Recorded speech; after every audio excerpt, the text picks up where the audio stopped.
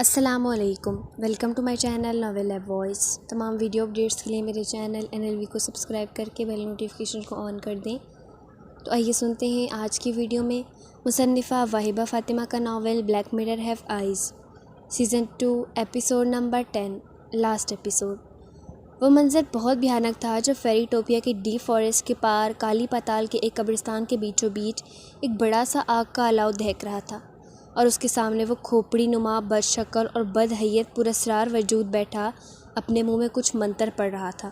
اس کے ہاتھ میں ایک انتہائی خوبصورت شکل کا پتلا تھا جو ہو بہو مایا وش کی شکل کا تھا۔ وہ سیاہ پاؤڈر کے ایک چھوٹا سا گول دائرہ کھینچے اس میں پتلے کو رکھے اس کے پہلو میں سوئیاں سے چبو رہا تھا اور پراسرار دہشت ناک اور بھیانک سی آواز میں اسے بولتا جا رہا تھا، میرے پاس چلی آؤ پرنسس، نہیں تو اپنی جان سے ہاتھ دھو بیٹھو گی، ماری جاؤ گی، فنا ہو جاؤ گی، میری غلام ہو پرنسس، میرے پاس آنے کے علاوہ تمہارے پاس کوئی چارہ نہیں۔ وہ ہزار کوشش کے باوجود اوشن کنگ تک نہیں پہنچ پایا تھا۔ ہر جنتر منتر پڑھ کر پھونک لیا مگر اس کے جادو کی رسائی اس طاقت تک ممکن نہ ہو پائی جس نے سامر سے اس کی پرنسس کو باغی کر کے چھین لیا تھا۔ اس نے فیری ٹوپیا میں ہر طرف اپنا زہر پھیلا دیا تھا جس سے کنگ ویام، اینشرنس سمیت یہاں کے فیری گارڈینز اور لوگ سب بیمار پڑ گئے تھے۔ اپنے اصل کی جانب لوٹنے پر ہی معلوم پڑا کہ پرنسس کے لیے زمین پر اس کے اوشن کنگ کا جنم ہوا تھا، جسے سن کر وہ ہر چیز تہس نہس کرنے کے در پہ تھا۔ پھر اسے سوارڈ آف لائٹ کا پتہ چلا۔ اس نے اپنے چیلے اور غدار کنگ راج اور وشا کو شکست فاش دینے کے لیے ہر سو پھیلا دیے۔ اب وہ کسی بھی صورت میں مایا وش کو اپنا تابع بنانا چاہتا تھا تاکہ وہ سوارڈ مکمل نہ بن پائے۔ اس کے پیچھے اتنا کچھ ہو گیا اور بلیک وچ کچھ نہ کر پائی۔ اس جرم کے پاداش میں سامر نے بلیک وچ کو بہت بھیانک سزا دی اور اب بھی اس کے گلے میں ایک پٹا سا بندھا ہوا تھا اور وہ سامر کے چیلوں کے ساتھ لائن میں سر جھکائے کھڑی تھی۔ وہ غدار فیری گارڈین چہرے پر تمسخرانہ سی مسکراہٹ لیے اب اس خبیث جن اور بلیک وچ کے سامنے فتح کے نشے میں چور کھڑی تھی۔ شروع دن سے ہر غداری کی مرتکب ہو کر فیری ٹوپیا کا تخت حاصل کرنے کا سہانا خواب اب پائے تکمیل تک پہنچنے والا تھا۔ اس نے ہی سامر اور بلیک وچ کو فیری ٹوپیا میں گھسنے میں مدد کی تھی اور اس نے ہی یہاں کی ہوا اور پانی میں وہ زہر ملایا تھا۔ سامر منتر پھونک رہا تھا اور پتلے کو لمحہ بلمحہ آگ کے قریب کرتا جا رہا تھا جب ایک جھماکا سا ہوا، جیسے پانی کی ایک بڑی سی لہر اٹھی اور اس سامر کے چیلے کو آگ کے چلے سمیت تہس نہس کر دیا، اور سب سے بڑی بات سامر کے ہاتھ سے مایا وش کا پتلا غائب ہو چکا تھا۔ سامر غضبناک ہوا تھا اور غصے سے غرانے لگا۔ اس سب کا کوئی فائدہ نہیں آقا، اب اس پرنسس مایا وش کو یہاں بلانے کا کوئی فائدہ نہیں۔ فیری گارڈین ایما نے خباثت سے کہا، کیا مطلب ہے تمہارا، جلدی بتاؤ۔ وہ حلق کے بل چلایا تھا، مطلب یہ کہ اینشرنس کے مطابق وہ پوری طرح اس اوشن کنگ کی ہو چکی ہے، آپ کے کسی کام کی نہیں اب، یعنی کہ وہ پوری طرح اس اوشن کنگ کی کوئین بن چکی ہے، تبھی تو آپ کا کوئی چلا کوئی کالا جادو سے مکمل بے بس نہیں کر پا رہا، اور تو اور اب اس کا پتلا بھی غائب ہو گیا، اس پر اختیار کھو چکے آپ آقا۔ ایما نے ڈرتے ڈرتے اسے تفصیلات سے آگاہ کیا تو غصے سے بپھرے سانڈ کی طرح اپنے ہی چیلوں کو موت کے گھاٹ اتارنے لگا جو مایا وش کو ڈھونڈ کر لینے گئے تھے اور ناکام واپس لوٹ آئے تھے۔ پریشان کیوں ہے آقا، ابھی کھیل ختم کہاں ہوا ہے، ابھی تو کھیل شروع ہوا ہے۔ ایما نے نفرت بھرے لہجے میں کہا، کیا مطلب، جلدی بتاؤ مجھے۔ وہ پھر بے ہنگم سا چنگاڑا، مطلب یہ کہ راج کی چھوٹی پرنسس مہاویرا، وہ ہو بہو اپنی ماں اور بہن جیسی خوبصورت، نازک، انچھوئی اسی فیری ٹوپیا میں موجود ہے جسے کنگ ویام اپنی کوئین بنانا چاہتا ہے، مگر وہ اب آپ کی ہوگی۔ آپ اپنے چیلوں کو ہر طرف پھیلا دیں، خاص کر اوشیانہ میں، تاکہ وہ اوشن کنگ وہ سوارڈ مکمل نہ کر پائے۔ تاخیر کو آگاہ کر دیں جو شروع دن سے ہمارا ساتھ دے رہی ہے، اور اس پرنسس کو میں آپ کے لیے تحفہ کے طور پر پیش کروں گی، مجھے فیری ٹوپیا کا تخت دلانے کے بدلے میں۔ اپنے چیلوں کو حکم دیں کہ ہو سکے تو کنگ راج کے خاندان کو ختم کرنے کی کوشش کریں، تبھی پورا ہو پائے گا ہمارا ہر خواب، اور اس پرنسس کو میں آپ کے قدموں میں ڈال کر اپنے آقا کو خوش کر دوں گی۔ وہ انتہائی مکاری اور چاپلوسی سے بولتی چلی گئی جبکہ یہ سن کر سامر کے کھوپڑی نما چہرے پر ایک مکروہ سی مسکراہٹ لہرانے لگی۔ ٹھیک ہے، مجھے وہ پرنسس لا کر دو، ابھی کے ابھی، جاؤ، مجھے میری دلہن لا کر دو۔ وہ چیخا اور زور زور سے کہکے لگانے لگا، تم اب کی بار ہم سے نہیں جیت پاؤ گے کنگ راج، تمہارا سارا خاندان ختم کر دوں گا۔ ایما اس کے مکروہ کہکے سنتی مسکراتی وہاں سے نکلی۔ آبدار تڑپ کر آگے بڑھا تھا۔ تڑپتی مایاوش کا سر اٹھا کر اپنی گود میں رکھا اور اس کے پہلو پہ ہاتھ رکھا جہاں سے بھل بھل کرتا خون بہہ رہا تھا۔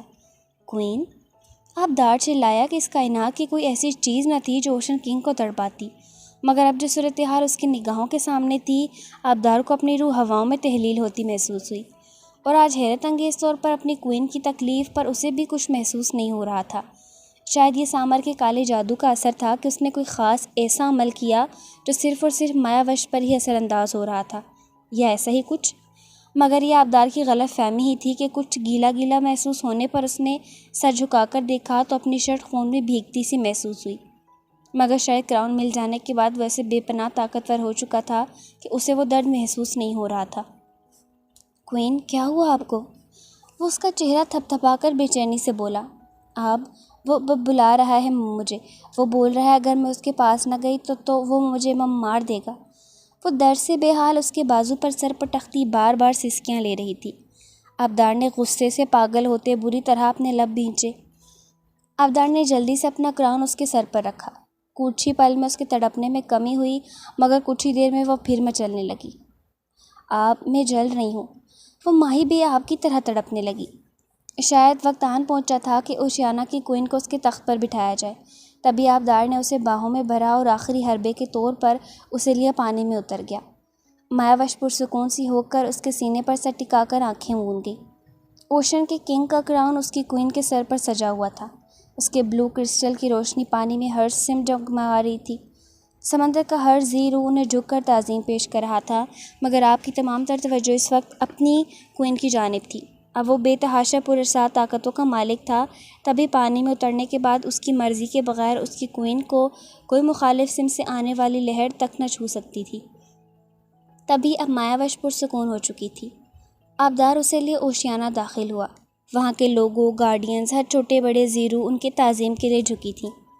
ڈھیر ساری جل پریاں اپنے کنگ کی خدمت کے لیے آگے بڑھیں، مگر وہ مایاوش کو لیے عظیم الشان محل میں داخل ہوا، وہ اسے اپنی خوابگاہ میں لایا تھا۔ تمام جل پریاں سر جھکائے اس کے حکم کی تعمیل کے آگے آئیں، مگر ہمیں اکیلا چھوڑ دیا جائے، اس نے نرمی سے کہا اور مایاوش کی جانب متوجہ ہوا۔ آبدار نے اسے شاندار مخملی مسحری پر لٹایا۔ مایاوش ہنوز اس کے سینے سے لگی آنکھیں موندی ہوئی تھی۔ کوئین، آبدار نے بے چین ہو کر اسے پکارا۔ میں ٹھیک ہوں آپ، نقاہت بھری تھکی تھکی دھیمی سی آواز سنائی دی تو آپ نے سکون کا سانس لیا اور یوں ہی اس کو سینے سے لگائے نیم دراز بیٹھا رہا۔ دھیمے دھیمے مایاوش نے اب آنکھیں کھولی تو خود تو ایک شاندار قسم کے شاہی کمرے میں پایا، مگر وہ جان گئی تھی کہ وہ پانی کے اندر تھی۔ بچپن کی مسٹری اب جا کر حل ہوئی تھی کہ آخر وہ پانی میں کیوں نہیں ڈوبتی تھی، یا وہ پانی میں کیوں سانس لے پاتی تھی۔ وہ دھیرے سے کسمسائی اور آپ کے سینے پہ سر اٹھانا چاہا، مگر وہ اس کی کمر پہ دباؤ بڑھا کر ایسا کرنے سے روک گیا۔ میں ٹھیک ہوں، وہ نرمی سے بولی، مگر اب میں ٹھیک نہیں ہوں کوئین، لیٹی رہیں، محسوس کرنے دیں اس کنگ کو کہ آپ بالکل ٹھیک ہیں، یہ نہ ہو آپ کے پھر سے اس کنگ کو جھیلنا پڑ جائے۔ وہ آنکھیں موندے دھیمے سے بولا تھا۔ مایاوش کے گلے میں گٹھلی سے ابھر کر معلوم ہوئی کہ واقعی وہ رات اپنے ہر عمل سے ثابت کر چکا تھا کہ اسے برداشت کرنا کوئی آسان بات نہیں، مگر وہ پھر بھی سیدھی ہے اور اس کا چہرہ ہاتھوں کے پیالے میں بھرا۔ میں ٹھیک ہوں، ہمیں سواٹ کی آخری چیز ڈھونڈنی چاہیے، نہیں تو وہ جانے کیا کہہ ڈائے گا۔ میرا دل بہت گھبرا رہا ہے، آپ کہیں وہ ہمارے کسی اپنے کو کوئی نقصان نہ پہنچا دے، اس سے پہلے ہمیں اسے ختم۔ وہ نرمی سے دھیرے دھیرے بولتی اپنے خدشات بیان کر رہی تھی، جب آپ نے اس کے ہونٹوں سے اس کا ہر لفظ خدشہ چن لیا تھا۔ مایاوش اس کی شدت پر بوکھلائی تھی اور اس کے کندھے جھنجھوڑ کر اسے ہوش دلانے کی کوشش کی، جو مدہوش سا پھر اس پر ہر طرح سے حاوی ہوتا جا رہا تھا۔ اس کے لبوں کو آزادی ملی تو مایاوش نے گھبرا کر پکارا۔ آپ نے مجھے ڈرا دیا تھا کوئین، ایک بس آپ کے کھونے کا ڈر ہے جو اس کنگ کی رگوں سے اس کا خون تک نچوڑ لیتا ہے۔ میں کیا کروں کہ یہ خوف میری رگ رگ سے باہر نکل جائے؟ وہ بے جان سا اس کی گردن میں منہ دیے کسی بادل کی طرح اس پر چھایا ہر طرح سے برسنے کو تیار تھا۔ خاموش رہیے کوئین۔ آپ نے اس کے لبوں پر انگلی رکھی تھی۔ اس دوران پہلی مرتبہ آپ نے اس کی آنکھوں میں جھانکا تھا اور آپ کی لال انگار آنکھوں میں موجود اس قدر وحشت، بے چینی اور بے قراری دیکھ مایاوش بھی ان آنکھوں میں ڈوبنے لگی۔ تبھی ذرا سا اوپر اٹھ کر آہستگی سے ان وحشت بھری جلتی آنکھوں پر اپنے نرم گداز ہونٹوں سے ٹھنڈک پہنچا کر اس کی بے چینی کا مداوع کرنے کی کوشش کی تھی۔ جب مایاوش کو اندازہ ہو گیا کہ وہ اسے ہر طرح سے جیتنے لگا ہے تو نرمی اور خاموشی سے اپنے آپ کو اس کی شدت بنی پناہوں کے حوالے کر دیا۔ وہ بے چین سی کھڑی اپنے ہاتھوں کی انگلیاں چٹکا رہی تھی۔ فیری ٹوپیا میں ہر سمت ہر کوئی بیمار تھا۔ پھول مرجھا گئے تھے، سبزہ زاروں پر دبی زہریلی سی سیاہی چھا گئی تھی، کوئی بھی اڑ نہیں پا رہا تھا۔ اینچرس بھی بیمار تھی مگر اتنی نہیں۔ اب بھی وہ سب کچھ بھول بھال کنگ ویام کی خدمت پر مامور تھی۔ کافی ساری خادمائیں کمرے میں موجود ویام کی دیکھ بھال کر رہی تھیں، جبکہ وہ ایک کونے پر کھڑی سرد و سپاٹ چہرہ لیے یہ سب کارروائیاں ملاحظہ کرتی کسی گہری سوچ میں تھی۔ یہ بیماری ہر اس جاندار چیز کے لیے تھی جس کے پر تھے، تو مہاویرا پر اس زہر کا کوئی اثر نہیں ہوا تھا۔ اتنی بیماری میں بھی وہ مسلسل اسے ہی دیکھے جا رہا تھا اور اپنے اوپر پڑتی اس کی گہری نگاہوں کی تمازت مہاویرا اچھی طرح محسوس کر سکتی تھی۔ پھر آخر اس کی خاموشی ٹوٹی اور بلی تھیلے سے باہر آ گئی۔ وہ آہستگی سے چلتی اینچرس کے پاس آئی۔ اینچرس، مجھے ڈریگن لینڈ جانا ہے، ابھی کے ابھی، اس نے سنجیدگی سے کہا۔ ویام نے حیرت صدمے سے اسے دیکھا۔ اسے تو لگا تھا وہ اپنی محبت اس کی رگوں میں انڈیلنے میں کامیاب ہو چکا تھا، مگر اس کی بے رخی نے ویام کے جسم سے اس کی روح کھینچ لی تھی جیسے۔ اینچرس بھی غیر یقینی صورتحال میں اسے سنجیدگی سے دیکھے گئی۔ کوئن، اس وقت کنگ کو آپ کی اشد ضرورت ہے، اینچرس نے آہستگی سے کہا۔ مجھے کسی کی کوئی پرواہ نہیں، نہ کسی چیز سے کوئی فرق پڑ رہا ہے، تو بہتر یہی نہ اینچرس کہ میرے ماں بابا کے پاس جانے دیا جائے۔ وہ سرد لہجے میں بول کر ان سب کی رہی سہی امیدیں بھی بری طرح اپنے پاؤں تلے رون گئی تو ویام نے سختی سے آنکھیں میچی۔ اینچرس، میرا حکم ہے کہ انہیں ابھی کے ابھی ڈریگن لینڈ بھیج دیا جائے، ویام نے اذیت کی انتہا لیے اپنے جبڑے بھینچ کر کہا تھا۔ اینچرس نے خاموشی سے اسے اشارہ کیا اور کمرے سے باہر نکل گئی۔ وہ بھی جھٹکے سے وہاں سے تیزی سے چلتی باہر نکلی تھی کہ پیچھے مڑ کر دیکھنا گوارا نہ کیا کہ کوئی ہے جو آنکھوں میں دنیا جہاں کی حسرت لیے اسے بھری نگاہوں سے دیکھ رہا ہے، مگر وہ جاتے جاتے اس کی یہ امید بھی بری طرح توڑتی چلی گئی تھی۔ شام کا وقت تھا، وہ دونوں بیچ پر چہل قدمی کر رہے تھے۔ عائش نے اس کا بہت خیال رکھا تھا، تبھی اب وہ کافی حد تک دوبارہ صحت یاب ہو چکی تھی۔ اب کیا محسوس کرتی ہو روز؟ اس نے اس کے ساتھ ہم قدم ہوتے پوچھ بھی لیا۔ وائٹ شارٹ شرٹ پہنے وائٹ ہی اسکرٹ کے ساتھ وہ اسے سرتپا گہری نگاہوں سے دیکھ رہا تھا۔ بالکل ٹھیک، اب میں بالکل ٹھیک ہوں، روز نے سکون سے کہا۔ مطلب اب ہم اپنے پینڈنگ چھوڑے کام مکمل کر سکتے ہیں، رائٹ؟ عائش نے معنی خیزی سے پوچھا تو اس کی بات سمجھ کر روز سرتا پیر سرخ پڑ گئی۔ اس کے علاوہ تو کوئی کام نہیں ہے نا میرے اوشن پرنس کو، روز نے چھوٹی سی ناک چڑھا کر اسے چھیڑنے والے انداز میں کہا تو وہ کھلکھلا کر ہنس دیا، مگر عائش نے اسے اپنی شدت بھری گرفت میں لیا تھا۔ اب لپسٹک ریموور کے نام سے بدنام ہوں تو اپنے خطاب کا کچھ تو حق ادا کرنے دو نا روز بیبی۔ وہ اس کے چہرے کے بے حد قریب سرگوشیاں کرنے میں مصروف تھا۔ ان سلگتی سانسوں کی حدت سے روز کا چہرہ لال ٹماٹر ہو گیا۔ وہ بری طرح گھبرائی تھی۔ اس کی جان لیوا قربت تو شروع دن سے اس کی سانس سینے میں اٹکا دیا کرتی تھی۔ اور آپ مجھے آج سچ سچ بتائیں گے کہ آپ نے آخر کتنی لپسٹکس ریموو کی ہیں؟ وہ اپنی گھبراہٹ پر قابو پانے کے لیے اس کو غصے کے پہرن میں اوڑھ کر اس کا گریبان پکڑ کر گرائی۔ عائش مسکرایا تھا۔ وہ ماضی تھا روز بیبی، آپ کی بات کرو، اب تو ان ہونٹوں کے لیے پہلا اور آخری تختہ مشق تمہارا ہی وجود ہے۔ آپ کیا کرو گی؟ کہاں جاؤ گی؟ کتنا سہو گی؟ کیا برداشت کرو گی؟ وہ اسے زج کرتا مسلسل چھیڑے جا رہا تھا اور اس کے چہرے پر ہوائیاں اڑ رہی تھیں جو وہ بڑی دلچسپی سے دیکھ رہا تھا۔ تبھی عائش جی جان سے ہلا تھا۔ بہت اچانک پیٹھ پر وار کیا گیا تھا۔ عائش بری طرح لڑکھڑایا۔ عائش! روز چلائی اور اسے سینے سے لگایا۔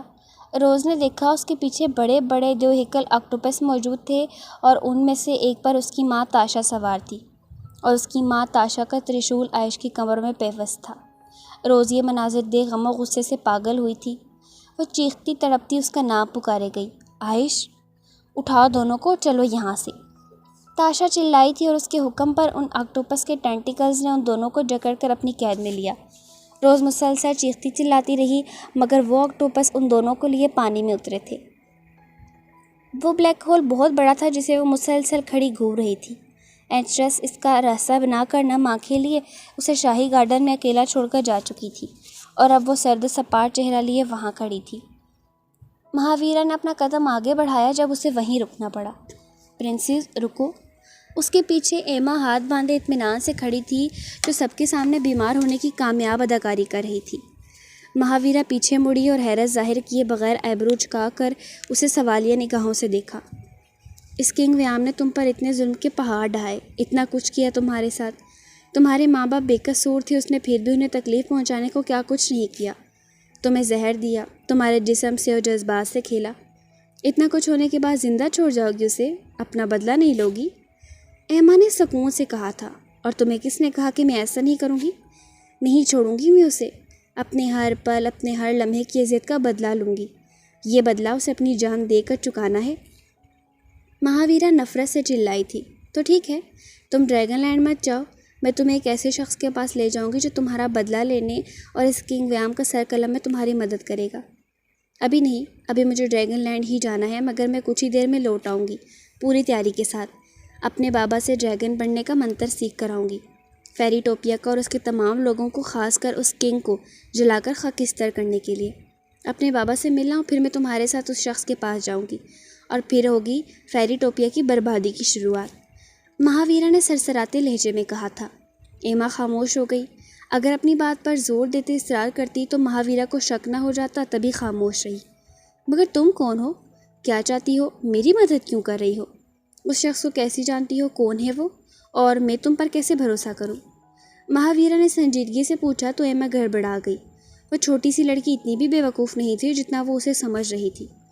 میں تمہارے تمام سوالات کا جواب تب دوں گی جب تم ڈریگن لینڈ سے واپس لوٹ کر آؤ گی، اور تمہیں مکمل بھروسہ دلا کر ہی اگلا قدم اٹھاؤں گی، وعدہ کرتی ہوں۔ مہاویرا نے سر ہلایا اور بلیک ہول میں داخل ہو گئی۔ مہاویرا کے ہول میں داخل ہوتے ہی وہ غائب ہو گیا۔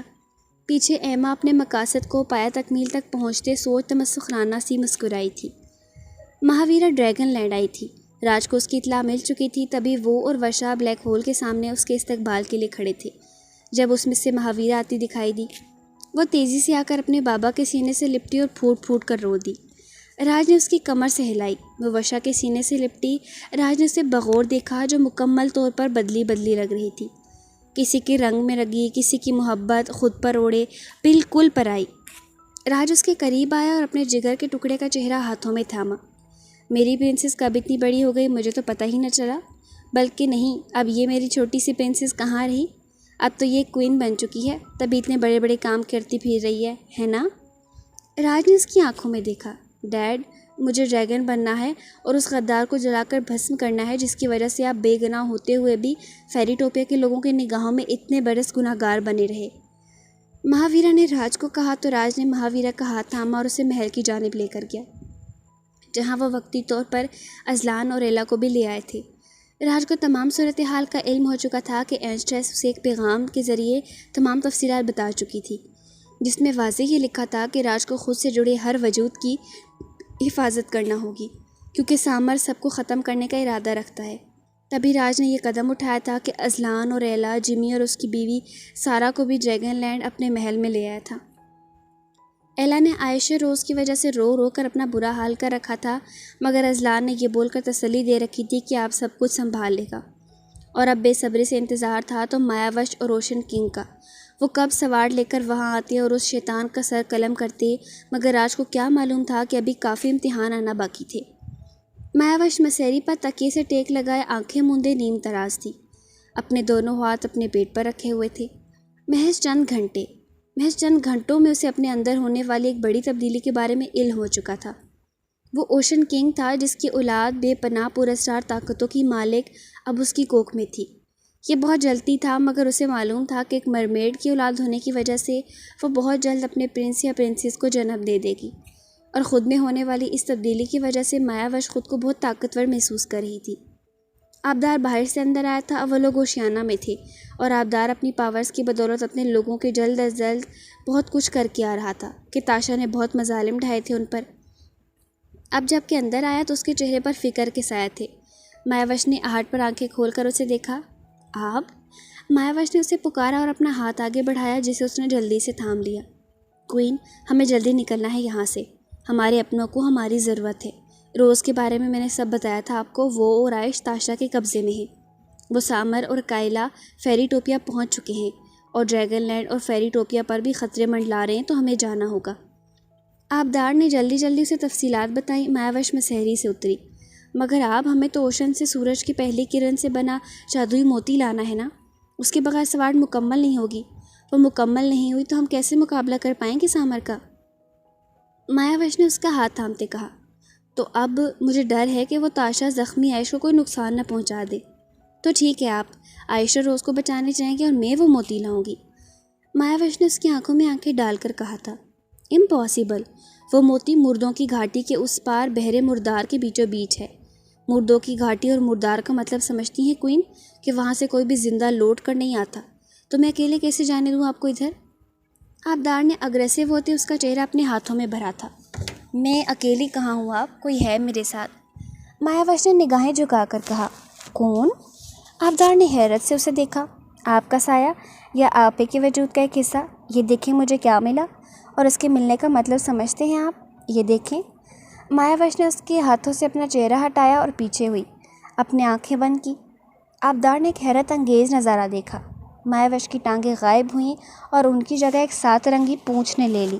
اس کا مطلب تھا کہ وہ اوشن کنگ کے وجود کا آدھا حصہ بن چکی ہے، جس کا مطلب تھا اس کی رگوں میں اوشن کنگ کی محبت خون بن کر سرایت کر چکی ہے، جس کا مطلب تھا اس کی کوکھ میں اوشن کنگ کی اولاد پل رہی ہے۔ آبدار کے ہاتھوں جیسے حفت اقلیم کا خزانہ لگ گیا تھا۔ سرخوشی سے اسے بازوں میں بھر لیا۔ کوئین، اسے اپنے سینے میں بھینچا۔ اب تو میں آپ کو بالکل کہیں نہیں جانے دے سکتا، مجھے خیال رکھنا ہوگا آپ کا۔ آپ ایسے کیسے؟ آپ چپ کریں، بالکل چپ۔ مایاوش نے اپنا ہاتھ اس کے ہونٹوں پر رکھا۔ آپ اچھی طرح جانتے ہیں آپ کہ اب دنیا کی کوئی بری طاقت میرا کچھ نہیں بگاڑ سکتی، کیونکہ یہ ہے میرے ساتھ، تو بالکل بے فکر ہو جائیں۔ یا تو مجھے وہ موتی لانے دیں یا عائش و روز کو بچانے دیں۔ اس نے آبدار کا چہرہ اپنے ہاتھوں میں بھرا۔ پھر ہی ہم ڈریگن لینڈ چلیں گے، سوار لے کر، اور عائش اور روز کا مما بابا کے پاس لے کر۔ مجھے اپنے مما بابا سے ملنا ہے، اب جلدی کے جلدی۔ میں اب اور دور نہیں رہ پاؤں گی ان سے۔ مایاوش نے بھرائی آواز میں کہا تھا۔ تو ٹھیک ہے کوئین، آپ عائش اور روز کو بچائیں گی اور میں وہ موتی لاؤں گا، آبدار نے فیصلہ کن لہجے میں کہا، اور یہ ہمیں جلدی کرنا ہوگا۔ مایاوش آپ کے گلے لگی۔ یہ رکھیں کوئین۔ آبدار نے مایاوش کے ہاتھ میں ایک چھوٹی سی اسٹار فش تھمائی۔ یہ آپ کو آب تک لے کر جائے گی۔ آبدار نے اس کا چہرہ تھاما اور پورے چہرے پر محبت کی مہر سب کی۔ مایاوش ہلکا سا مسکرائی اور جلدی سے ان ہونٹوں پر ہلکی سی جسارت کر کے پیچھے ہٹی۔ اپنا خیال رکھیے گا، میرے لیے اور اس کے لیے۔ مایاوش نے اپنی جانب اشارہ کیا۔ آبدار نے اسے حسرت سے دیکھا۔ دونوں ایک ساتھ محل سے باہر نکلے اور اپنے اپنے سفر پر روانہ ہو گئے۔ راج نے مہاویرا کے کندھوں کے گرد بازو حمائل کر رکھے تھے اور وہ جی کڑا کر کے اس آئینے کے سامنے کھڑی تھی۔ مجھے معلوم ہے میری پرنسس بہت بہت بریو ہے۔ راج نے اس کا کندھا تھپ تھپایا۔ مہاویرا نے اپنے ڈیڈ کی جانب دیکھ کر سر اس بات میں ہلایا۔ اگر کسی بھی قسم کی مدد ضرورت ہوئی تو اپنے لباس پر لگے اس کرسٹل کو رب کر دینا، اور باقی جو میں نے سمجھایا ہے بالکل ویسا کرنا، اوکے؟ مہاویرا نے ایک مرتبہ پھر اس بات میں سر ہلایا۔ وہ اس مرر کی جانب اب بے خوفی سے بڑھ گئی۔ وہ دوسرے مرر سے باہر نکلی تو فیری ٹوپیا کے محل کے شاہی گارڈن میں تھی۔ وہ چند قدم ہی آگے چلی تھی، حسب توقع وہ اس کے انتظار میں اسی رائل گارڈن میں چکر آتی پھر رہی تھی۔ ایما اچانک اس کے سامنے آئی تھی۔ پرنسس، تم آ گئیں، چلو میرے ساتھ، میں تمہیں ایک ایسا آدمی کے پاس لے کر جاؤں گی جو تمہارے ہر مقصد کو پورا کرنے میں مدد کرے گا۔ ریئلی؟ مگر تم نے مجھ سے وعدہ کیا تھا کہ تم مجھے اپنے بارے میں سب بتاؤ گی، وہ بھی سچ، اور تمہارا مقصد، ہر بات۔ مجھے یقین ہے تم مجھے مطمئن کرو گی، تو ہی میں تم پر اعتبار و بھروسہ کرتے تمہارے ساتھ چلوں گی۔ مہاویرا نے سکون سے کہا، اور ادھر ہی ایک بڑے پھول پر سکون سے بیٹھ گئی۔ ایما بھی اس کے سامنے براجمان ہو گئی۔ میں شروع دن سے کنگ ویام اور اس کے خاندان سے نفرت کرتی ہوں۔ اس کے باپ نے محض چند غلطیوں کی وجہ سے میرا پورا خاندان تباہ کر دیا، اسی لیے میں نے ان کی سلطنتوں کے سب سے بڑے دشمن سامر اور بلیک وچ سے ہاتھ ملا لیا، جس نے ویام کے پورے خاندان کو ختم کیا۔ وہ کنگ راج اور کوئین مایاوش نہیں تھے، بلکہ بلیک وچ اور سامر تھے۔ معاف کرنا، ان کی وجہ سے تمہارے ماں باپ بدنام ہوئے، مگر اس کنگ ویام نے کیا کیا؟ بغیر کسی تصدیق کے تمہارے ماں باپ کو مجرم ٹھہراتا رہا اور سزا تمہیں دی۔ اسی لیے میں نے ہر چیز کا بدلہ لیا اس سے۔ اس سامر کو میں ہی یہاں لے کر آئی، اور فیری ٹوپیا کے پانی اور ہوا میں نے ہی زہر آلود کی۔ ایما اپنی مکرو کہانی گڑھ کر پل پر کو خاموش ہوئی تو مہاویرا تمسخرانہ سا ہنسی۔ اور تمہیں لگتا ہے میں اتنی بیوقوف ہوں کہ تم اپنے منہ سے مجھے میرے ماں باپ کو پھنسانے کی بات کرو تبھی میں تم جیسے غدار پر بھروسہ کروں گی؟ تم لوگوں نے میرے ماں باپ کو اس لیے پھنسایا کہ تم لوگ کنگ راج کے دشمن بڑھا کر اسے کمزور کرنا چاہتے تھے بس، مگر افسوس ایسا ہو نہیں پایا۔ مجھے زہر دلانے والی بھی تم ہی تھی، اور اب تم میرے سامنے بیٹھ کر مجھے اپنی غداری کی کہانی سنا رہی ہو، مگر افسوس اپنے مکروہ عزائم میں کبھی کامیاب نہیں ہو پاؤ گی۔ مہاویرا شدید طیش اور غصے میں غرائی تھی۔ اسی طیش میں اس نے مخصوص منتر پڑھا اور وہ ڈریگن میں بدل گئی۔ ایما نے تمسخرانہ سے اس ڈریگن کو دیکھا۔ اے پرنسس، تو میں تمہیں اس سامر کی باندی بناؤں گی زندگی بھر کے لیے، ایک شیطان کے جی بہلانے کا سامان۔ اب ساتھ چلتی ہو کہ گلے میں پٹا ڈال کر لے جاؤں بیبی ڈریگن؟ وہ اپنی اوقات پر آتی انتہائی حقارت سے ایک لفظ چبا کر بولی تھی۔ کنگ ویام جو کہ اپنی خوابگاہ میں لیٹا تھا، اس کے دل نے بار بار گواہی دی کہ وہ بھی اس سے محبت کرتی ہے اور ایسا کچھ نہیں کر سکتی۔ کچھ دیر بعد اس کی تصدیق بھی ہو گئی۔ مہاویرا نے خاص طریقہ سے اینچٹریس اور کو رائل گارڈن میں بلایا تھا۔ آج پہلی مرتبہ ویام کے اندر سے آواز آئی وہ اسے رائل گارڈن بلا رہی ہے۔ اس نے راستہ بھی بتایا کہ کس راستے سے جانا ہے۔ کنگ ویام اور اینچٹریس چپکے سے گارڈن کی جانب گئے اور پھر جو انہوں نے دیکھا اور وہ سنا وہ ناقابل یقین تھا۔ گھر کا بیدی ہی لنکا ڈھاتا آیا تھا اب تک، اور یہ طاقتیں یقیناً اسے اس شیطان کی مہیا کر دی تھیں جو اب تک اینچٹریس بھی اس تک اتنے سالوں میں نہیں پہنچ پائی تھی۔ کنگ ویام دم بخود صدمے سے گونگ اپنی جگہ جم چکا تھا۔ ایما کی بکواس پر مہاویرا غم و غصے سے پاگل ہوئی تھی، جو ایک فیری ٹوپیا کوئین اور ڈریگن لینڈ پرنسس کو بڑی حقارت سے بیبی ڈریگن بول رہی تھی۔ وہ اپنے پیچھے سے اپنی میجک سٹک نکال کر یقیناً اپنے کسی مکروہ عزائم کی تکمیل چاہتی تھی، مگر اس سے پہلے ہی کوئی بھی موقع دیے بغیر بڑے جلالی انداز میں مہاویرا نے اپنی پوری طاقت لگا کر اس پر آگ اگلی تھی۔ اسے سوچنے کا موقع تک نہ ملا اور اس غدار کی دلخراش چیخیں پورے محل میں گونجی تھیں۔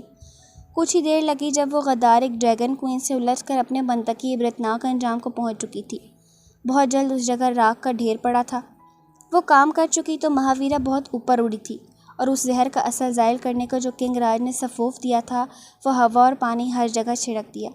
یہ بھی کر چکی تو وہ رائل گارڈن میں کنگ ویام کے سامنے انسانی روپ میں اتری تھی۔ یہ ایک جزیرہ تھا جہاں روز عائش کے اوپر جھکی ہوئی تھی۔ عائش پلیز خدا کے لیے آنکھیں کھولے۔ وہ بری طرح روتی اس کے سینے سے لگی ہوئی تھی۔ روز نے اپنی پاور سے عائش کے زخم ٹھیک کرنے کی کوشش کی تھی۔ سچ شکر کہ وہ زیادہ گہرے نہیں تھے۔ وہ آکٹوپس انہیں یہاں پھینک گئے تھے جہاں جزیرے کے درمیان ایک بڑا سا شیشے کا واٹر ٹینک پڑا تھا، جس کا مطلب تھا کہ اگر انہیں انسان بننے میں دقت ہے تو وہ اس ٹینک میں تو جا سکتے ہیں مگر سمندر میں نہیں اتر سکتے۔ انہیں سمندر کی جانب آنے کی اجازت نہیں تھی۔ وہ آکٹوپس ساحل سمندر پر کڑا پہرا دے رہے تھے۔ شاید تاشا اب سمندر میں تھی۔ جب عائش نے دھیرے دھیرے سے آنکھیں کھولی تو روز کو اپنے سینے پر سر رکھے بہت بری طرح روتے دیکھا۔ وہ ہمت کر کے ایک درخت کے تنے سے ٹیک لگا کر نیم دراز ہوا۔ وہ جو رونے کا شغل فرما رہی تھی اس کے حرکت کرنے پر بوکھلا کر اٹھی۔ عائش نے اس کو دیکھا جو متوحش تھی، اسے کھونے کے ڈر سے بال بکھرائے، سرخ ناک، سوجی متورم آنکھیں لیے عائش کا چہرہ ہاتھوں میں بھرے بیٹھی تھی۔ عائش اب ٹھیک تو ہے نا؟ آپ کو کچھ ہوا تو نہیں نا؟ اگر آپ کو کچھ ہو جاتا تو میں جی نہیں پاتی، مر جاتی عائش، میں آپ کے بغیر نہیں رہ سکتی۔ وہ اس کے سینے پر سر رکھ کے پھوٹ پھوٹ کر روتی اتنا خوبصورت اظہار کر گئی تھی کہ عائش تکلیف سے چور زخموں اور جسم و جان کو جیسے کسی نے راحت پہنچائی تھی۔ اتنی تکلیف میں بھی وہ گہرا مسکرا دیا۔ فکر مت کرو روز بیبی، اپنی گولڈن نائٹ منائے بغیر یا تمہاری روح میں اترے بغیر کہیں نہیں جاؤں گا اور نہ مجھے کچھ ہو سکتا ہے۔ وہ دانتوں تلے لب دبا کر شرارت سے بولا۔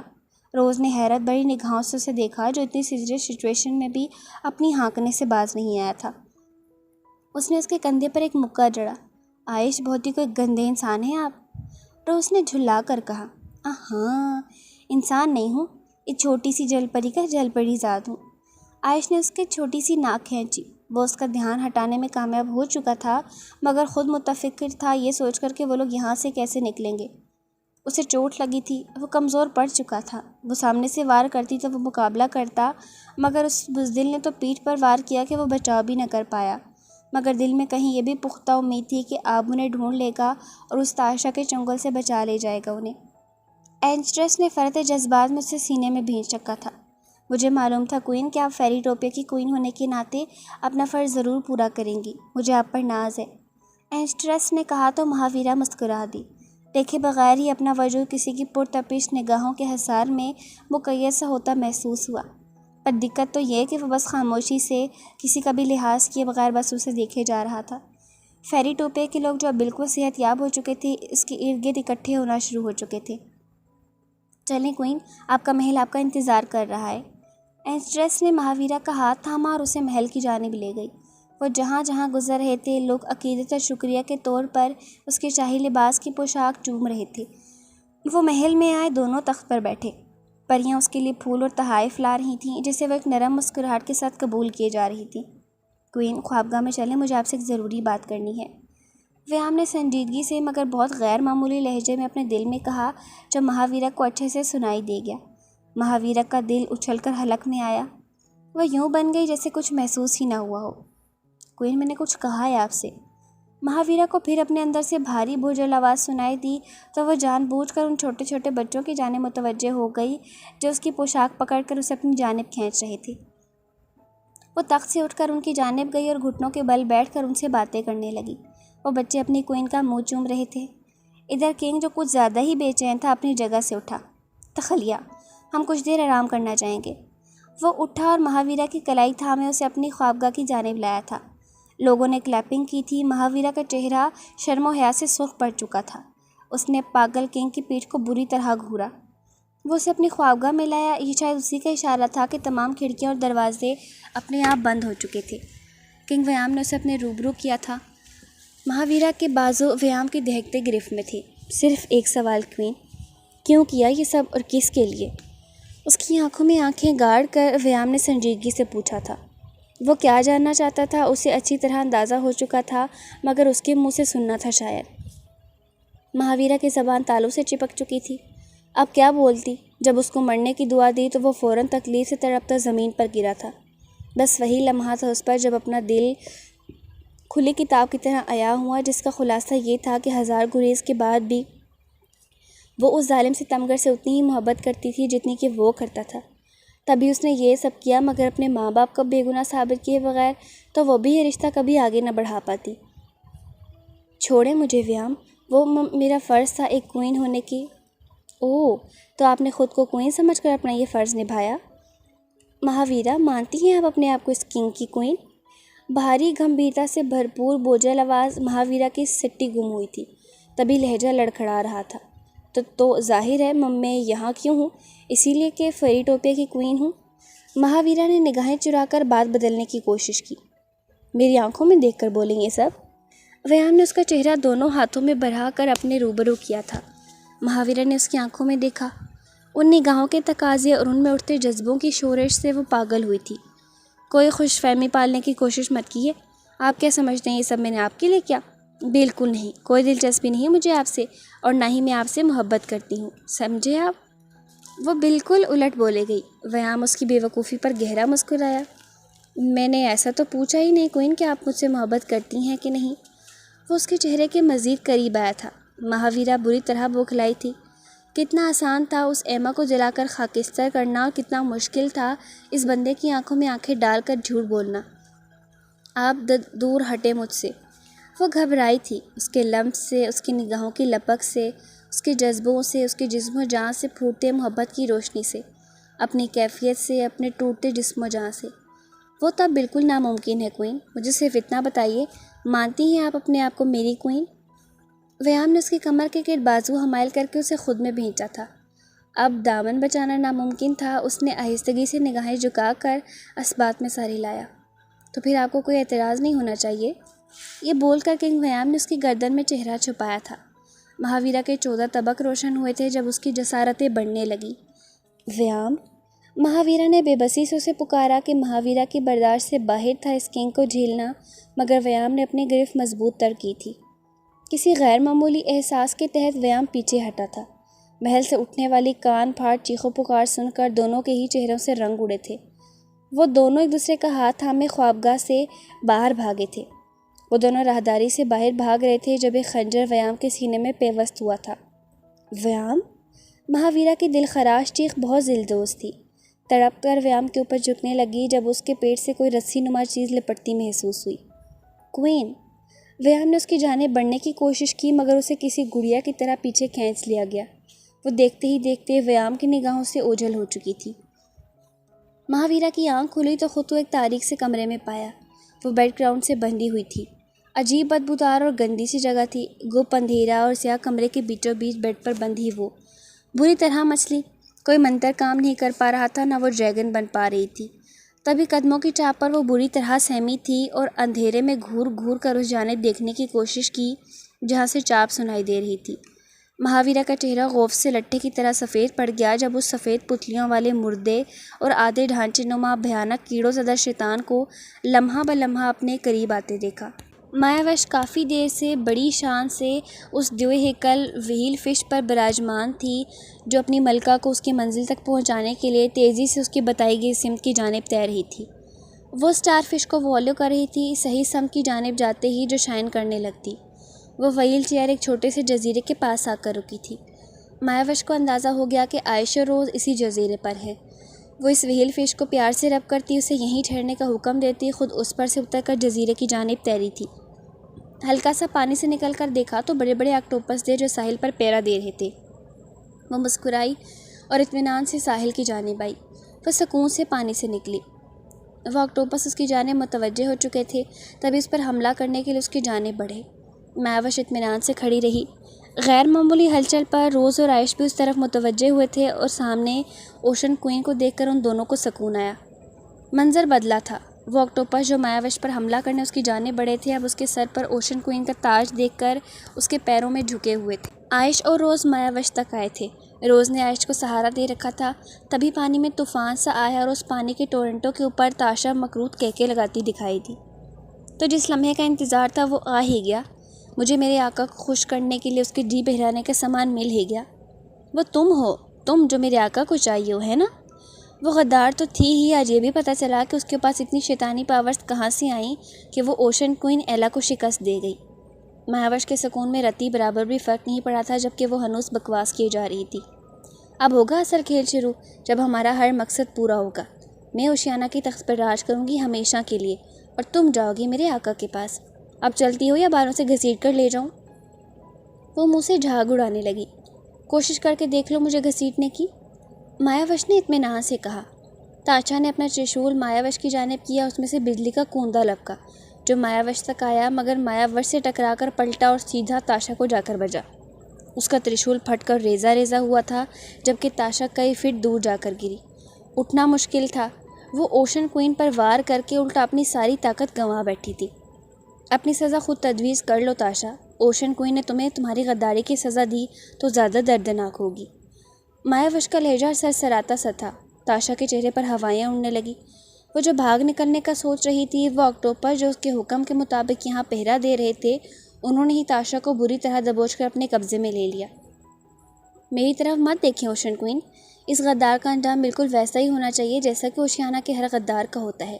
میری بالکل پرواہ مت کریں۔ میری ماں تو اسی دن مر گئی تھی جب اس نے مجھ پر اور میرے پرنس پر وار کیا تھا۔ اب تو میرے سامنے ایک ایسی لالچی عورت ہے جسے محض تخت چاہیے اور کوئی رشتہ، کوئی چیز نہیں۔ روز نے اذیت کی انتہا سے کہا تھا، یہ نہیں ہو سکتا۔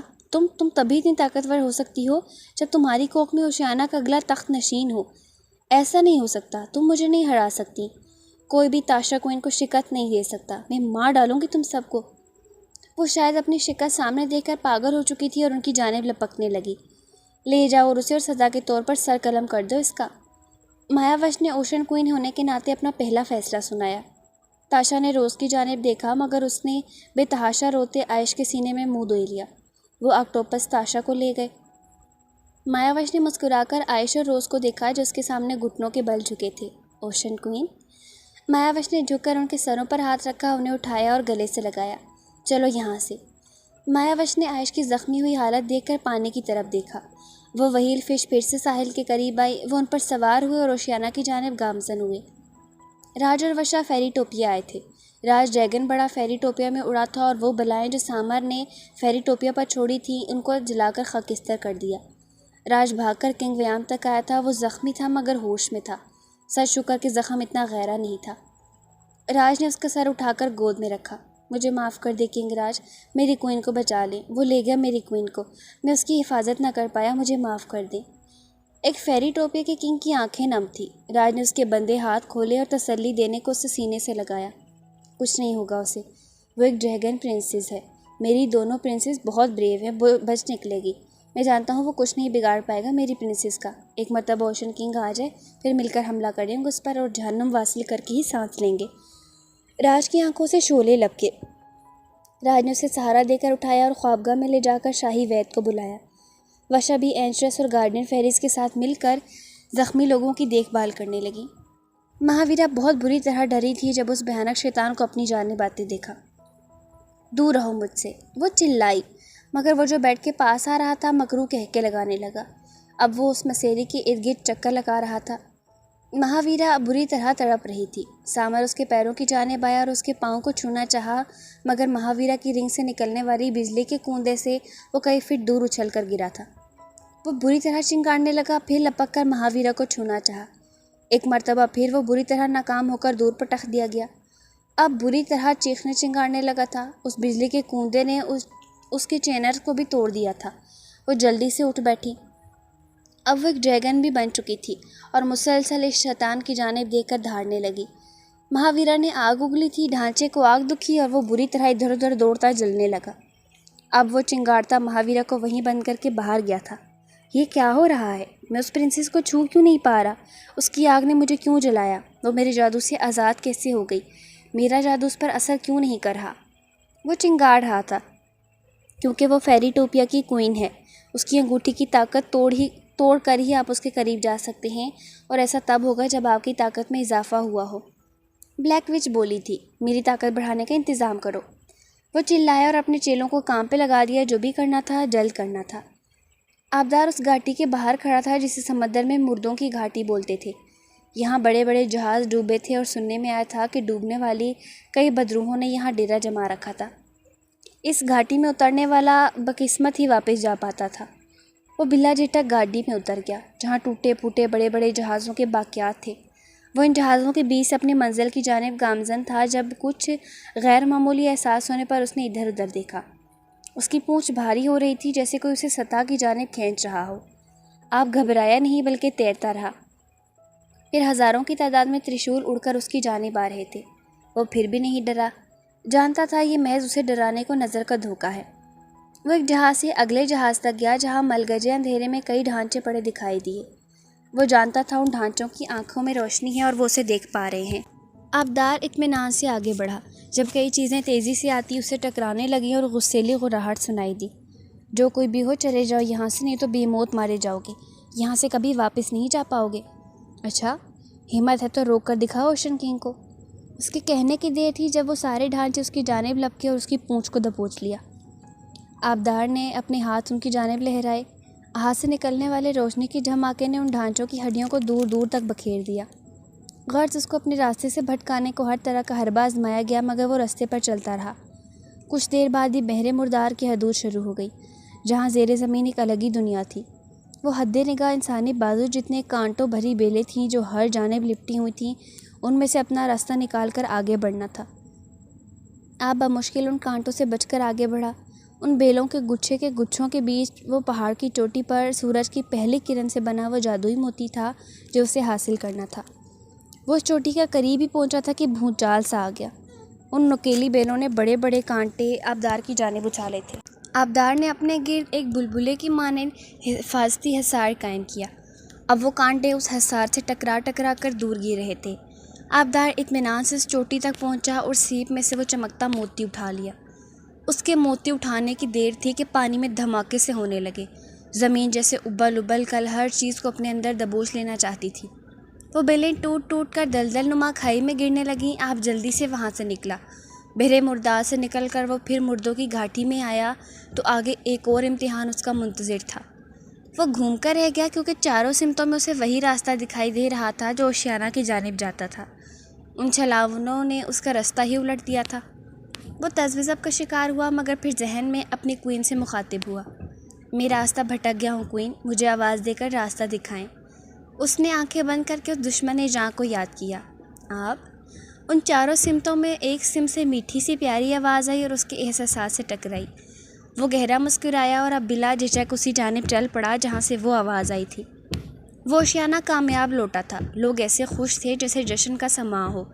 وہ لوگوں کو تسلی دے گا کہ جلد کوئین کو لے کر لنکیانا ساحل پر اپنے ہٹ میں آئے گا، لوٹے گا، جہاں پہلے سے طے شدہ پروگرام کے مطابق انہیں اپنا کام پورا کر کے اکٹھا ہونا تھا، جہاں اس نے باقی کی 3 چیزیں چھپائی تھیں۔ وہ ہٹ میں آیا تو مایاوش بھاگ کر اس کے سینے سے لگی تھی۔ وہ کافی دیر اسے صحیح سلامت اپنے سامنے پا کر اسے محسوس کیے گئی۔ جب عائش نے گلا کھنکھارا تو وہ لال ٹماٹر ہوئی اس سے الگ ہوئی۔ عائش اور روز بھی اس کے سینے سے لگے۔ عائش، تم ٹھیک تو ہو نا میرے بھائی؟ آپ نے اسے گھما پھرا کر دیکھا۔ اس کے سینے پر زخم تھے جو مایاوش اپنے جادو سے ٹھیک کر چکی تھی۔ میں بالکل ٹھیک ہوں، اور جونیئر آپ نے اپنے چاچو کے زخم ٹھیک کر دیے۔ آپ، میں بہت خوش ہوں۔ خوشی عائش کی آنکھ آنکھ سے پھوٹ رہی تھی۔ مایاوش سرخ چہرہ لیے چہرہ چھپا گئی تو وہ دونوں کہکا لگا کر ہنس پڑے۔ مگر ابھی کہاں، ابھی تو امتحان باقی تھے۔ اس نے چاروں چیزیں ایک ساتھ رکھی تھیں۔ سراب کی انگوٹھی نے ڈھال کی شکل اختیار کی تھی، محبت کے ماپ، اوشیانہ کے کراؤن کے برو کرسٹل اور اس موتی کی پرورش اکٹھی ہوئی تھی اور ایک تلوار میں بدل گئی جس کی روشنی جیسی پورے کائنات میں پھیل گئی۔ مایاوش نے وہ ڈھال تھامی، آبدار نے وہ تلوار لی۔ دونوں نے خود میں بے پناہ پراسرار طاقتیں سرایت کرتی محسوس کیں۔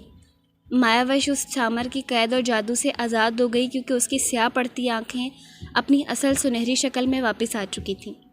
آبدار نے ہوا کو چیرا تھا جس میں سے اب ایک بلیک ہول بن گیا تھا۔ یہ فیری ٹوپیا کا راستہ ہے، چلو سب، اس شیطان اور چڑیل کے جہنم میں جانے کا وقت ہوا جاتا ہے۔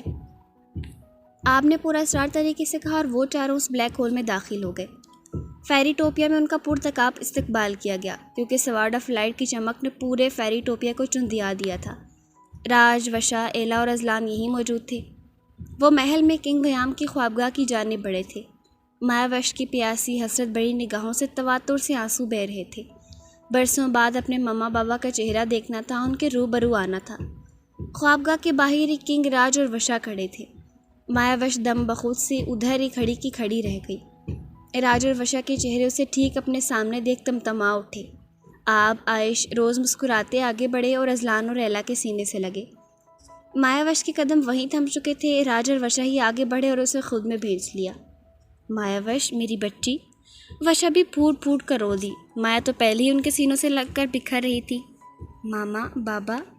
آخر مایاوش کے کپ کپاتے ہونٹوں سے برسوں کے بعد تڑپتی پکار سننے کو ملی تو راج اور وشا تڑپ ہی گئے۔ تبھی بے اختیار ہو کر اپنی پرنسس کو چوما تھا۔ یہ منظر دیکھ وہاں کھڑے ہر شخص کی آنکھیں اشکبار ہوئی تھیں۔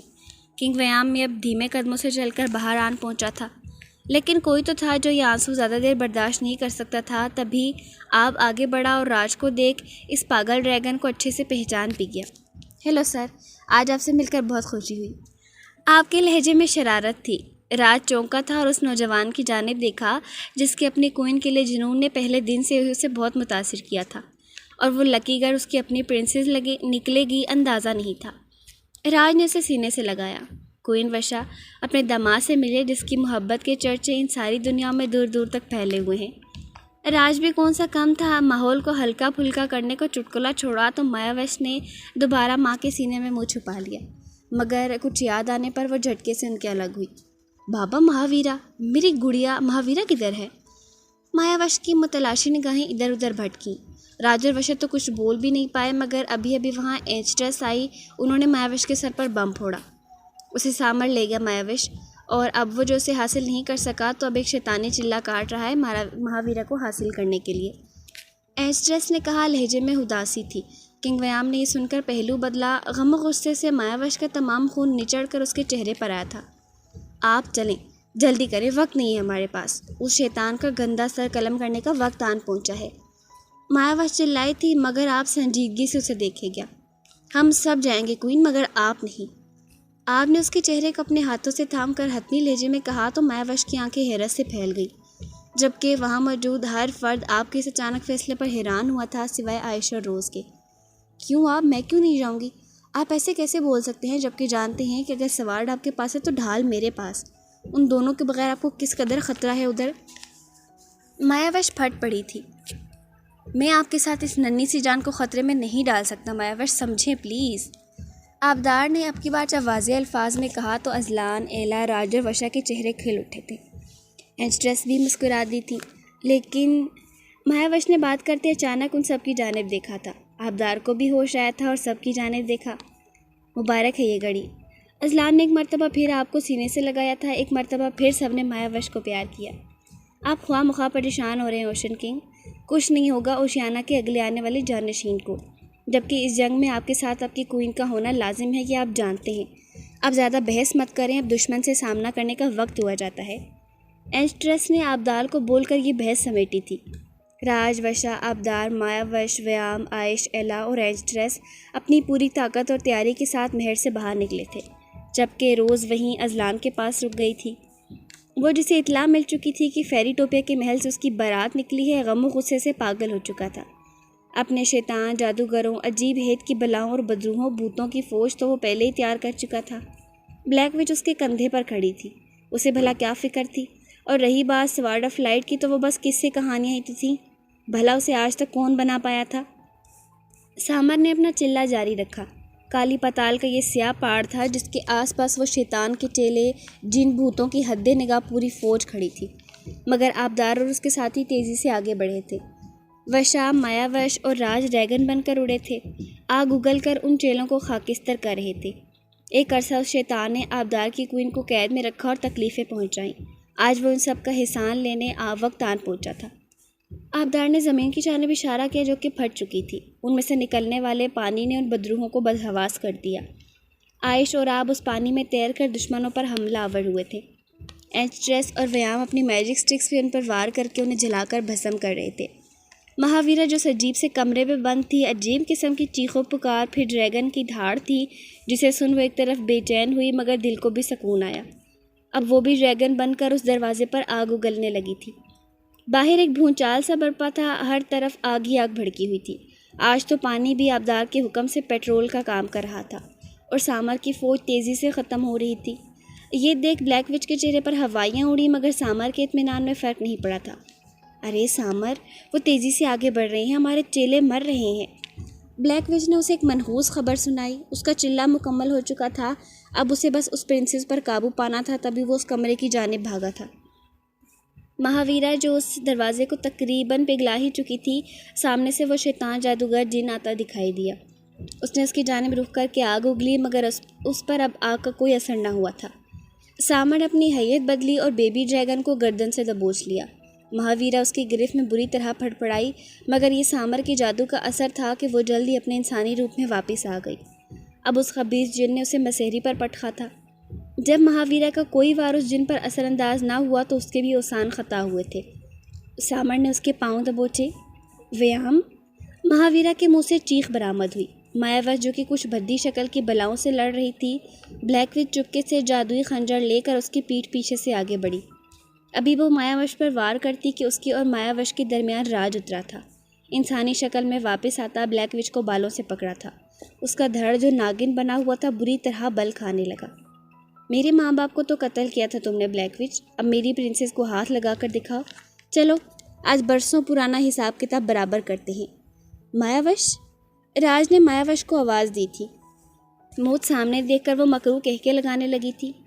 یہ مارے گی مجھے؟ ارے اسے تو میں نے پال پوس کر بڑا کیا ہے، یہ مارے گی مجھے؟ مایا وش نے اسے خونخوار نگاہوں سے دیکھا، جو یہ سمجھ رہی تھی ایسے ایموشنل اور اوچھے ہتھ کنڈے ازمانے پر آج وہ بچ جائے گی۔ مایا وش نے وہ ڈھال بلیک وچ کے سامنے کی اور اپنی آنکھیں بند کی۔ بلیک وچ کی مکرو چیخیں گونجنے لگیں کیونکہ وہ ڈھال اب اس چڑیل کی ساری طاقتیں چوس رہی تھی۔ ڈھال اس کی ساری طاقتیں چھین چکی تو اسے کچھ کرنا ہی نہیں پڑا۔ وہ خود ہی راکھ کا ڈھیر بن گئی، بلکہ راکھ بھی آگ میں بھسم ہو کر ہوا میں معلق ہو گئی۔ ایک خبیث چڑیل کا تو دردناک انجام ہو چکا تھا، اب اس جن کی باری تھی کہ تبھی ان سب کو مہاویرا کی چیخیں سنائی دی تو سب اسی جانب لپکے کہ چیلوں کا تو خاتمہ تقریباً کر ہی چکے تھے۔ ویام جب اپنے نام کی پکار سن کر اس کمرے میں آیا تو اگلا منظر دیکھ کر وہ غم و غصے سے پاگل ہوا تھا۔ وہ شیطان مہاویرا کے پاؤں دبوچے اس پر حاوی ہونے کی کوشش کر رہا تھا۔ ویام نے اپنی میجک سٹک سے اس پر وار کیا اور مسلسل اس پر وار کرتا رہا۔ سامر نے ان سب کو اپنی جانب آتے دیکھ مہاویرا کو گلے سے دبوچ کر اپنے سامنے کر کے اپنی ڈھال بنایا تھا۔ راج، وشا، مایا وش، اینسٹرس، عائش ٹھیک اس کے سامنے کھڑے تھے۔ اس نے ان پر جو وار کیے وہ خالی لوٹے تھے۔ اب حملہ کرو مجھ پر، میں تو مروں گا مگر ساتھ اس بیبی ڈریگن کو بھی لے کر مروں گا۔ وہ مسلسل مہاویرا کا گلا گھونٹ رہا تھا۔ دوسرے ہاتھ میں زہر میں بجھا زہریلا خنجر تھا جو مہاویرا کے پہلو سے لگایا کھڑا تھا۔ آپ پانی میں تحلیل ہوا سامر کے پیچھے سے زمین میں نکلا تھا۔ اس نے راج کو اشارہ کیا، اب بس انہیں اس کا دھیان بٹانا تھا۔ چھوڑ دو اسے سامر، ہو سکتا ہے تمہاری موت تھوڑی آسان ہو جائے۔ راج پھنکارا تھا۔ اچھا، اور کون ہے جو مجھے ختم کر سکے؟ اس پرنسس کو ساتھ لے کر مروں گا، راستہ دو نہیں تو اس کی گردن کی ہچیاں چرخا دوں گا۔ مہاویرا اس غلیظ جن کی قید میں بری طرح مچل رہی تھی۔ میں دوں گا تمہیں دردناک موت، جسے ابھی ابھی تمہاری بہن کو دی۔ دیکھو بیچاری کی راکھ تک نہ بچی۔ راج نے تمسخرانہ سا کہا، نہیں، اسے میرے علاوہ کوئی نہیں مار سکتا۔ سامر غصے سے چنگاڑا، اور یہی وہ لمحہ تھا جب اس کی مہاویرا پر گرفت کمزور پڑی۔ مہاویرا نے اپنی پاور سے اسے آگ دکھائی، وہ جھنجھنا اٹھا۔ مہاویرا اس سے دور ہوئی۔ مایاوش نے وہ ڈھال اس کے سامنے لہرائی۔ ایک مرتبہ پھر بجلی کے کوندے سامر میں سے نکل کر ڈھال میں جذب ہوئے تھے اور اس کی ساری طاقت چلی گئی۔ پیچھے سے آپ نے وہ تلوار اس کے دل میں گھونپی تھی، کیونکہ سامر تبھی مرتا جب سوارڈ آف لائٹ اس کے دل کو چیرتی۔ تلوار اس کے دل میں گھونپتے ہی جیسے وہاں زلزلہ آیا تھا۔ سامر راکھ بن چکا تھا اور وہاں موجود ہر چیز تہس نہس ہو رہی تھی۔ ہمیں جلد یہاں سے نکلنا ہوگا، آپ نے کہا۔ سب نے سر ہلایا۔ راج، وشا، مایاوش اور مہاویرا ڈریگن بن کر اڑے۔ اینشرس اور ویام بھی ان کے ساتھ اڑنے لگے، جبکہ عائش، ایلا اور آپ زیر زمین پانی بن کر زمین میں تحلیل ہو گئے۔ راون کی لنکا پوری طرح جل کر تہس نہس ہو چکی تھی۔ وہ فتح یاب ہو کر بڑی شان سے واپس لوٹے تھے۔ آج ان کے سب دشمن صفحہ ہستی سے پوری طرح مٹ چکے تھے، فنا ہو گئے تھے، راکھ ہو گئے تھے۔ سچائی سے ٹکرا کر جھوٹ، نفرت، ظلم ہمیشہ پاش پاش ہی ہوا ہے، اور سچ ہمیشہ بڑی شان سے فتح یاب ہوا ہے۔ فیری ٹوپیا میں ہر طرف جشن کا سما تھا۔ وہ لوگ تخت کے آس پاس کھڑے تھے اور لوگ ان پر پھول برسا کر اپنی عقیدت اور خوشی کا اظہار کر رہے تھے۔ اینچٹریس نے اپنی میجک سے فیری ٹوپیا کی ہر تباہ کی گئی چیز ٹھیک کر دی۔ ہر چہرے پر خوشی کی خاص چمک تھی۔ وشا راج کے پہلو میں کھڑی تھی، ایلا ازلان کے ساتھ، مایاوش آپ کے پہلو میں، روز عائش کے پہلو میں، جبکہ مہاویرا نے چور نگاہوں سے اسے دیکھا۔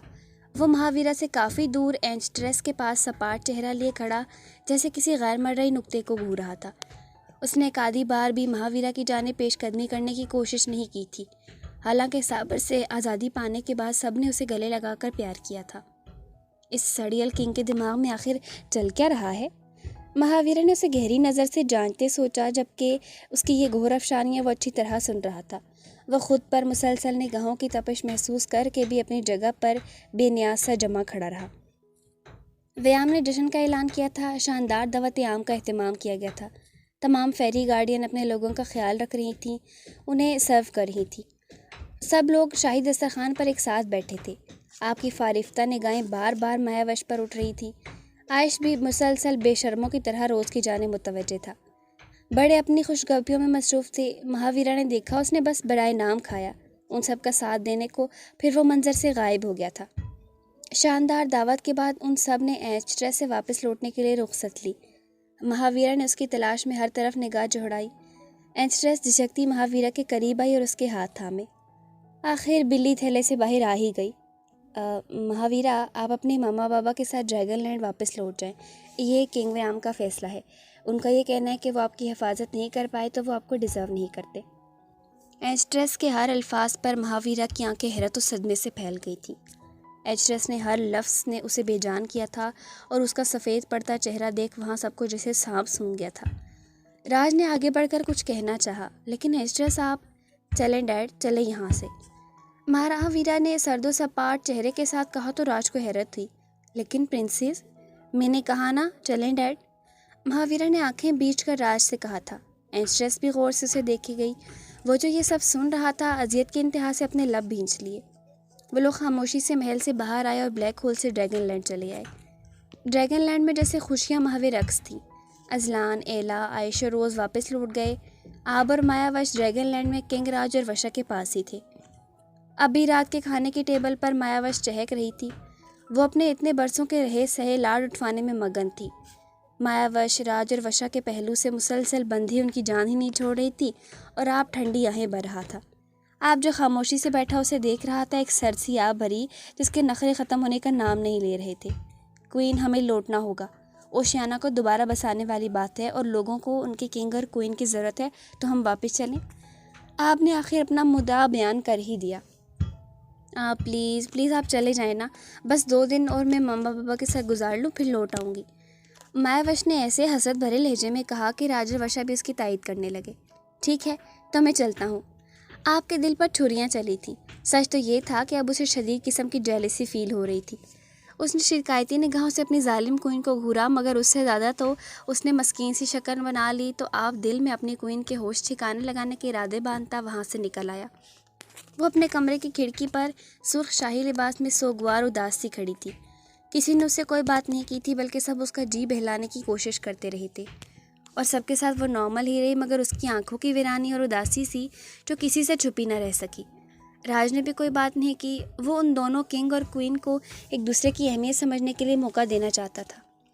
گہری رات تھی اور وہ اپنی کھڑکی پر کھڑی تھی، پھر کچھ سوچ کر باہر آئی جہاں راج، وشا اور مایاوش بیٹھے باتیں کر رہے تھے۔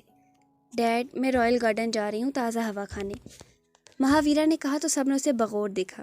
شور پرنسس، راج نے نرمی سے کہا۔ وہ دھیمے سے چلتی رائل گارڈن آ گئی۔ دل کی بے چینی حد سے سوا تھی۔ کتنا ظالم تھا وہ پاگل شخص، ہر مرتبہ اس پر اپنا فیصلہ تھوپ کر بری ذمہ ہو جاتا تھا۔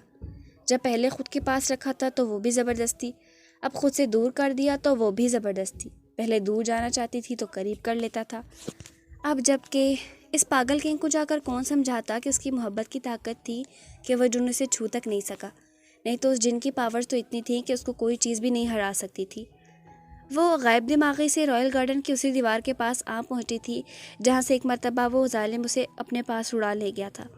دل کی بے چینی حد سے سوا ہوئی تو وہ ڈریگن بن کر اڑی اور دیوار پار کر گئی، اور پھر ایسا ہوا کہ اس کے قدم نہ چاہتے ہوئے بھی اسی وادی میں چشمے کے پاس آ کر رکے جہاں وہ بے چین ہو کر اس سے ملنے آیا تھا۔ وہ وہیں نرم گھاس پر بیٹھتی چلی گئی، ایک تنکے سے گھاس ادھر ادھر کرنے لگی، پھر دل کا درد آنکھوں سے بہنے لگا۔ وہ گھٹنوں میں منہ دیے پھوٹ پھوٹ کر رو دی، اور ویام کا جو دل درد سے خون نچڑ رہا تھا اس کی جدائی پر نڈھال ادم ہوا تو ڈریگن لینڈ چلا آیا۔ ان 2 دنوں میں اسے اچھی طرح باور ہو چکا تھا کہ وہ اپنی کوئن کے بغیر ایک لمحہ، ایک پل بھی نہیں رہ پائے گا، جبکہ اینسٹریس نے اسے سمجھایا تھا کہ اس کی محبت کی طاقت نہ ہوتی تو مہاویرا کبھی زندہ سلامت واپس نہ آتی۔ محل میں اس کا پرتپاک استقبال کیا گیا، مگر وہاں سے پتہ چلا وہ رائل گارڈن گئی ہے۔ وہ وہاں سے کنگ راج کو بول آیا کہ وہ مہاویرا کو لے جانے آیا ہے، اور باہر نکل آیا، مگر وہ جانتا تھا کہ وہ رائل گارڈن میں نہیں ہوگی، اور پھر اس کے شک کی تصدیق بھی ہو گئی۔ اب وہ درخت کی اوٹ سے اسے روتا دیکھ رہا تھا۔ مہاویرا کو عجیب سا محسوس ہوا تو اس نے سر اٹھا کر دیکھا۔ وہ ٹمٹماتے جگنو ہزاروں کی تعداد میں اس کے آس پاس محو رقص تھے۔ وہ چونک گئی۔ یہ جگنو تو تب آتے تھے، ایسا تو تب ہوتا ہے جب کوئی شاہی جوڑا ایک دوسرے کے پاس ہو، مطلب وہ یہیں تھا۔ مہاویرا کے تن بدن میں آگ لگی، جھٹکے سے اٹھ کر واپس جانا چاہا جب پیٹھ سے اس نے اس کے گرد بازو حمائل کر کے اسے اپنی گرفت میں لیا۔ چھوڑیں مجھے، وہ پھنکاری۔ نو کوئن، اب نہیں، کوئی ناراضگی نہیں، کوئی جدائی نہیں۔ تاریخ اپنے آپ کو دہرا رہی ہے، شاید وہ بھی یہاں پہ ادھورا رہ جانے والے ملن کو پورا کرنے کی خواہش مند ہے کوئن۔ یہ وقت، یہ جگہ، یہ خاموشی، جادوئی بہکے لمحے، یہ جگمگاتے جگنو اس بات کے گواہ ہیں کہ یہاں پر ادھورا رہ جانے والا ملن پورا کیا جائے۔ یہ بول کر ویام نے اپنے ہونٹ اس کی پچھلی گردن پر رکھے تھے۔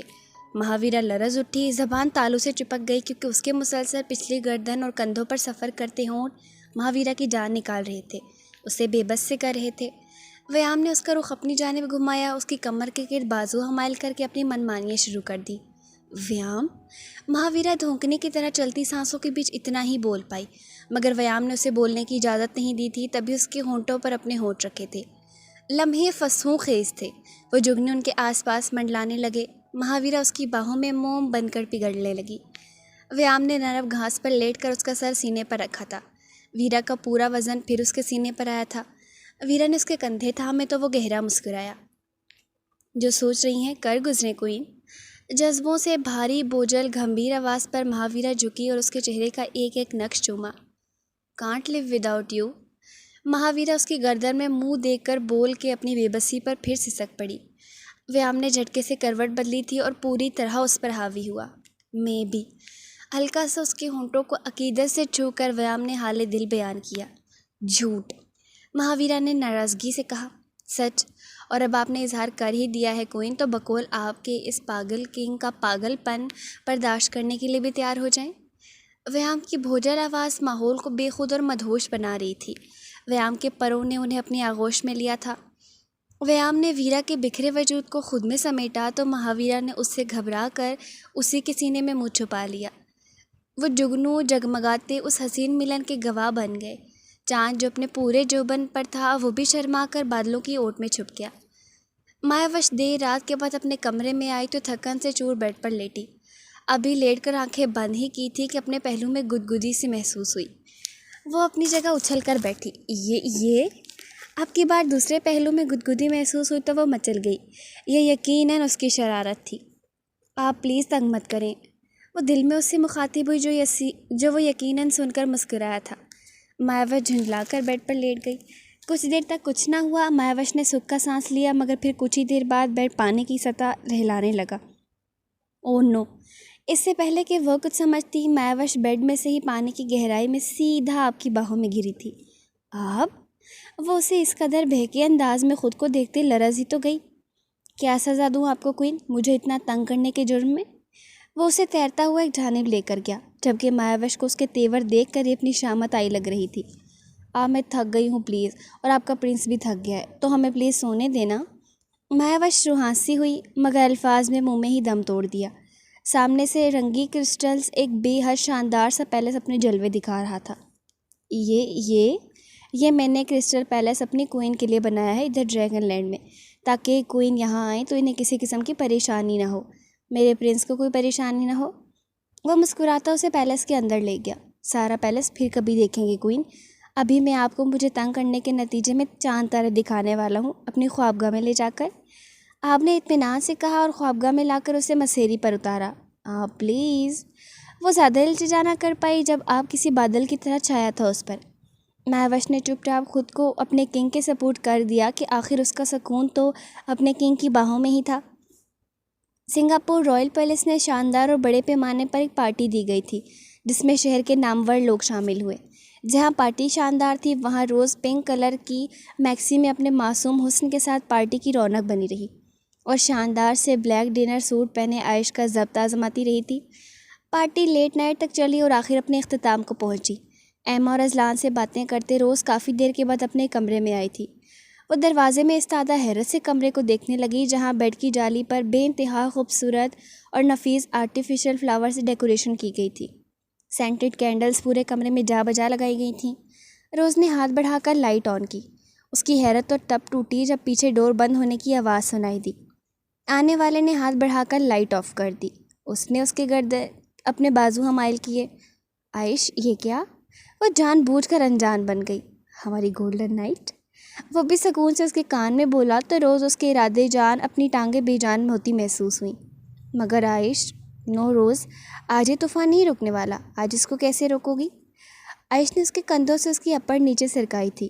روز کا سانس پھولنے لگا تو مڑ کر اسی کے سینے میں اپنا منہ چھپایا مگر جب محسوس ہوا کہ وہ شرٹ لیس ہے تو روز مزید بے جان ہونے لگی۔